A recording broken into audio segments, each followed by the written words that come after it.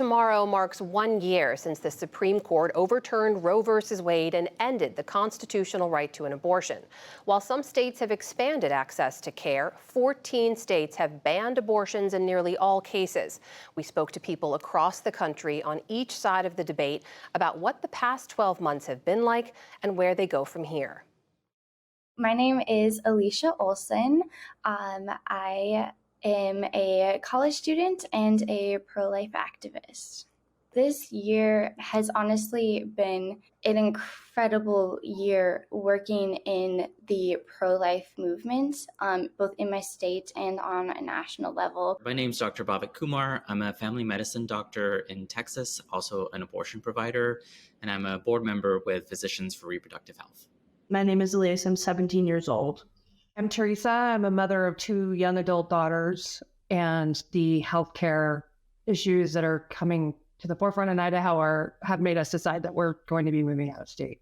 When Roe versus Wade was overturned, I felt very concerned for everyone that can get pregnant in the United States and very angry at the government for taking something away that we should always have. I'm Denise Harley. As an attorney at Alliance Defending Freedom, leading our life team, I work alongside states and pro-life pregnancy centers and pro-life medical professionals and other advocates and churches to help defend laws that protect life. I believe is a biblical worldview about God creating every single person in the womb with a life and a future and a hope. My name is Nancy Davis. I am from Baton Rouge, Louisiana. I've been here my entire life. My initial reaction when Roe was overturned was I was very upset. It's very, very upsetting that a human right, a fundamental human right, was ultimately taken away from us.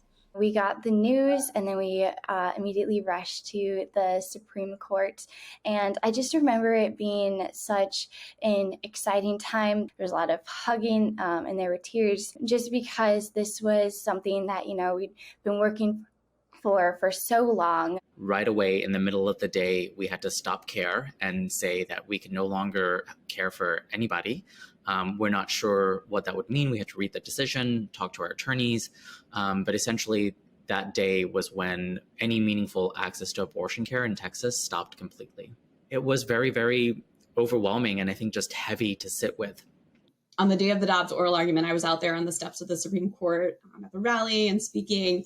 And at the time, I was 6 months pregnant with my daughter, who ended up being born in March. I named her Eve, which means life, in hopes that Roe would be overturned. And she was the one that I was holding and nursing when the leak came out. And it was just wonderful to be holding her also on the day that Dobbs was decided. And to me, that was just such a symbol. Well, at 10 weeks pregnant, we received some very, very, very devastating news about our much wanted pregnancy. Our fetus was actually diagnosed with acrania. Acrania refers to the absence of the skull and some parts of the brain. The doctor advised us that we should terminate. Initially, whenever we were denied for the abortion in Louisiana, the only thing I could think of was I was carrying my baby to bury my baby. We had to travel to New York City to get the care that we needed. And this was the most difficult part of it. Leaving my home, leaving my children behind, and having to address this as well as the trauma I was already dealing with. There's very little that I can do for somebody when I'm telling them to go to another state that they've never been to and to access this care. And it just feels so bewildering, especially when you can just help them and you've got the skills already to be able to provide them with that care. You've done that for so long. And all of a sudden to say that you have to just go to another state and I can't do anything, it's extremely overwhelming. And I don't think there's any words that really carry the weight of what it really feels like to have to do that over and over again. And we've been very busy. We are currently working with probably 12 to 15 different states on active litigation. We're counsel for some of them, co-counsel with some of them. We're the amicus coordinators and consultants for several states in defending their pro-life laws. It probably will take some time for the people of America to sort of get used to this and relearn the fact that, abortion was never a fundamental right.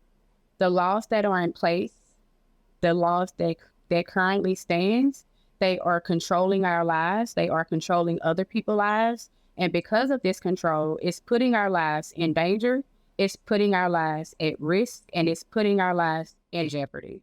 Healthcare providers like me should have these conversations with their patients, sharing facts, sharing information, talking about risks and benefits. And then we decide together what's best for that person. That person alone is the only person who knows what's best for them, their body, their life. And that's how it is in the rest of medicine. That's how it should be when it comes to abortion care.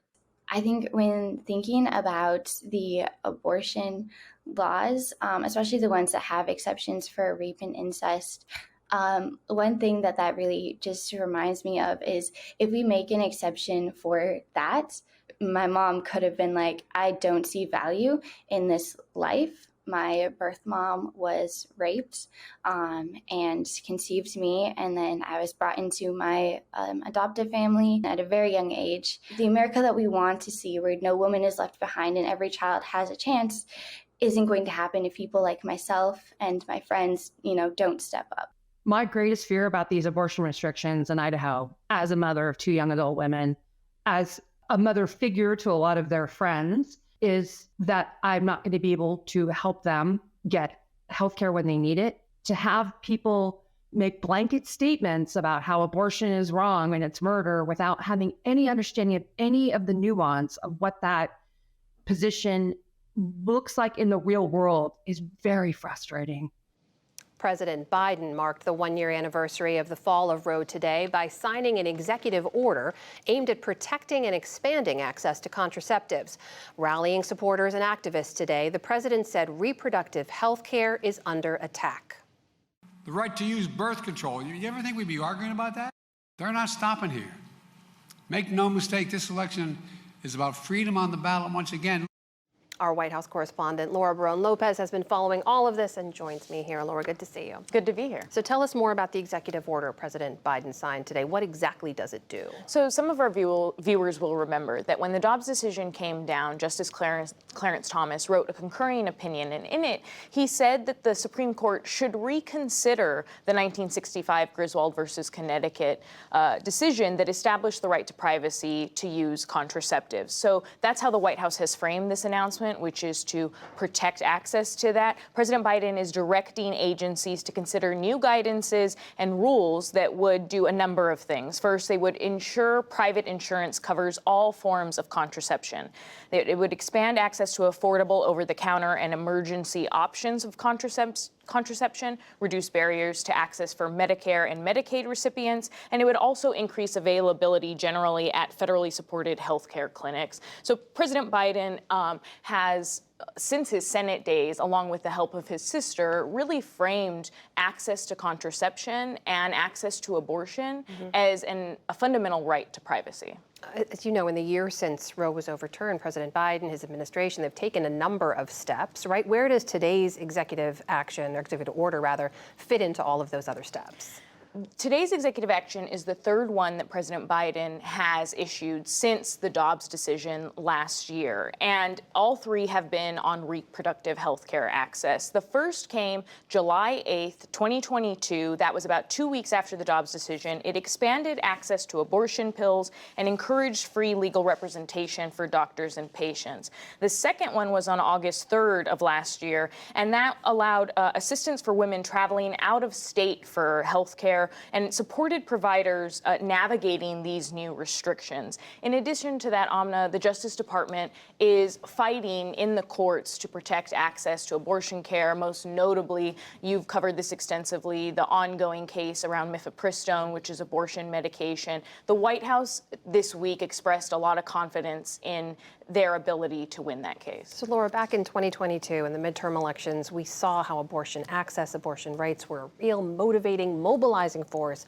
for Democratic voters. In particular, when you talk to sources on the Biden campaign today, do they think this is going to be the same story in 24? The short answer is yes. So in the lead up to this 1-year anniversary, the White House held multiple events, talked to reporters throughout the week. Neera Tanden, the domestic policy advisor for the White House, spoke to reporters, and I was there, and she said the White House does not see this issue dissipating at all. Some of that confidence comes from events like today, the Faith and Freedom Coalition event, where a number of GOP candidates repeatedly said over and over again that they were happy with the Dobbs decision and that they would support some form of a national ban to abortion. I also spoke to the campaign today, and they told me that they're going to be highlighting voices like some of the ones we just heard, like Nancy, who said that she had to leave Louisiana and go to New York to get health care. The campaign also told me to expect Vice President Kamala Harris to be really the leading voice. They expect her to be out there and be the most prolific campaigner on this issue.